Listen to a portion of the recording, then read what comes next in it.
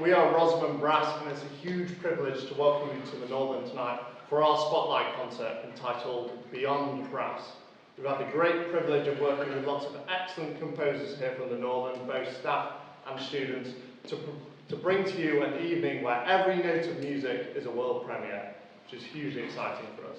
We open there with a work from ex-head of composition Adam Gorb entitled Quicksilver. This darting, playful work, the real rhythmic tour de force for the quartet, and I really hope you've enjoyed it. So, please give a round of applause.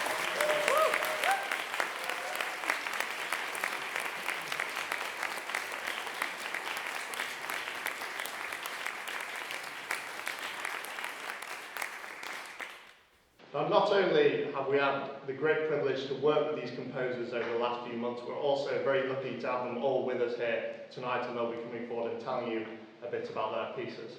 Now the next piece is a lot slower and a lot more calm than the work you just heard. It's entitled Prism of Intuition, Fluorite. And to tell you about this piece, I'd like to welcome the next composer, Emilio Yanez Ruiz.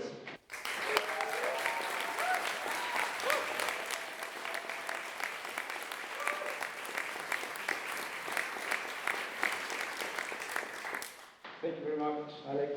Fantastic piece, Adam. It's good to have you here again.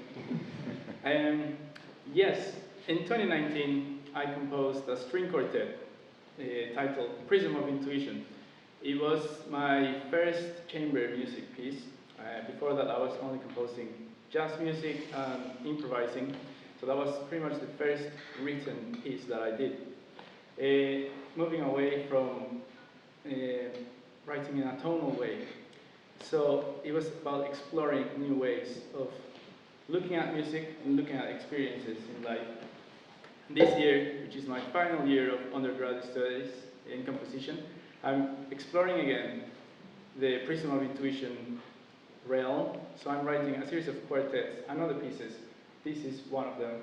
And this fluorite crystal is it's a meditative one. It's about finding a way of looking beyond our senses and finding the differences between what we can see, what we can perceive, and the ideas that we give into the things that we look at. So enjoy this, and thanks to the Rosamund Brass for putting together this concert tonight.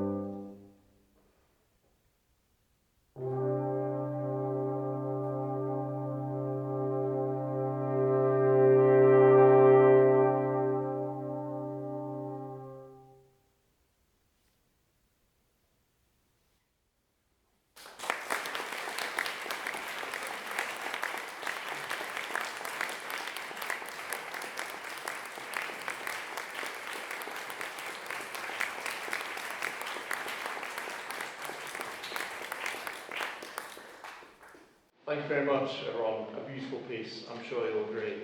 Now, I'm sure the composer of this next piece won't mind me saying we're going to go now from the sublime to the ridiculous, as this piece is quite something as we get the electronic backing out.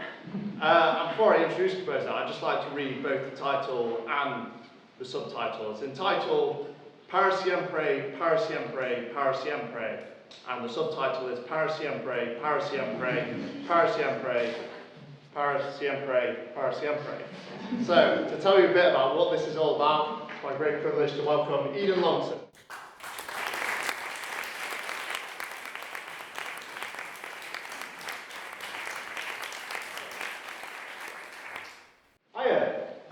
So yes, I wrote this next piece called Para Siempre, Para Siempre, Para Siempre, which you could say infinitely. One of the more, dry titles I've ever given the piece. We have a fifth member of the orchestra joining us tonight, which is the laptop. This piece is a sort of musing on nostalgia, specifically on about how, no matter how many times they release a new Star Wars, it's never going to feel the same as when you first watched Star Wars when you were 5 years old and you're now with your dad, right? So, and I kind of thought, well, how can I express that musically? So I present our first section, which is quite sort of traditionally brass bandy, and then we go into the next section, which has a bossa nova, courtesy of the laptop. The laptop's very useful this evening. And with that bossa nova section, it sort of evokes this sort of like feeling of time past, this idea of nostalgia, fake nostalgia. And then there is a record skit. I try and sort of recreate one of them in real time. And then it sort of enters into this sort of chaotic landscape for the ending. I just want to say as well, I feel very grateful to be on this lineup alongside Dan and Emilio, two of my colleagues, but then also with David Horne, the illustrious David Horne, and the magnificent Adam Gorb. Adam Gorb, who was my teacher whilst I was here. Don't tell anyone, I actually graduated last year. But it's fine, I'm still a student at heart. I'm just very grateful to be on the lineup. Thank you, Rosamund Brass, thank you guys. Hope you enjoyed the piece. Thank you.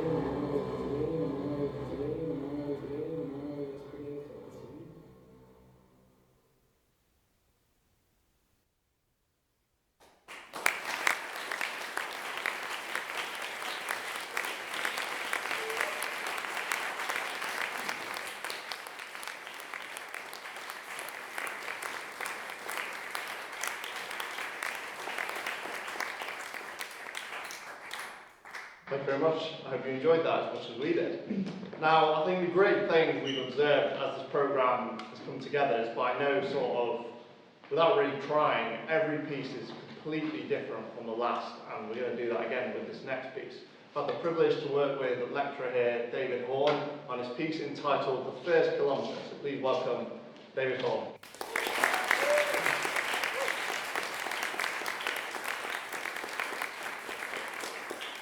Hi everyone, it's lovely to be here in such fabulous company with such great colleagues, just loving all the music at the moment. It's been such a great pleasure to work with Quartet. We had a first workshop actually in about June, and it was just great to hear them play. I love the sounds that we were hearing. And then, unusually for me, we actually had a playthrough of the first couple of minutes of this piece about 3 or 4 weeks ago. And I just thought they were amazing. It had an amazing kind of sound one. I thought, well, let's have a little bit more of that. So that's what we did. Went away and finished the piece. So it's called The First Kilometre, and it's a piece about running. I spend about 1/24 of the year actually running. And I enjoy it very much, and I wanted to kind of express this in the music. And the thing about getting towards the end of the first kilometre is you realise you could just keep on going, such as this morning when I did about 15. And so towards the end also, this is kind of hiatus where you suddenly begin to breathe a bit slower. So there's a bit about kind of 40 seconds for then, a minute for then, where suddenly everything just kind of dissipates a little bit. And that's what happens when you're running. You realise you can go quicker, but it's actually about breathing, which is very much like the quartet. So I had so much fun writing this, and I've loved hearing it. So well done, everyone. Thank you.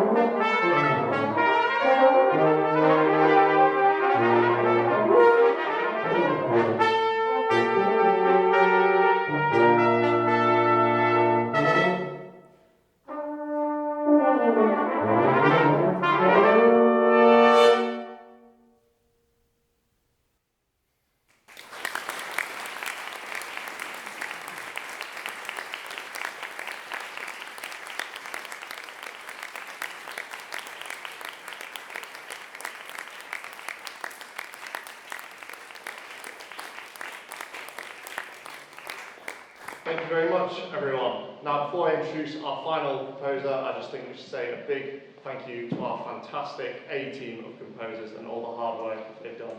Give them a round of applause.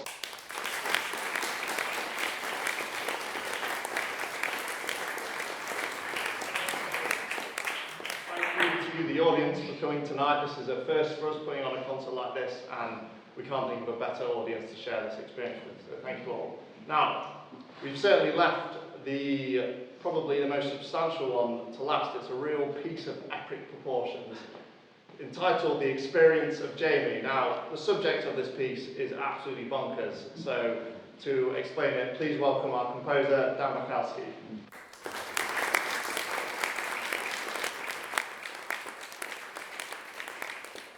I love the setup like that, thank you very much. This piece has a very singular inspiration point.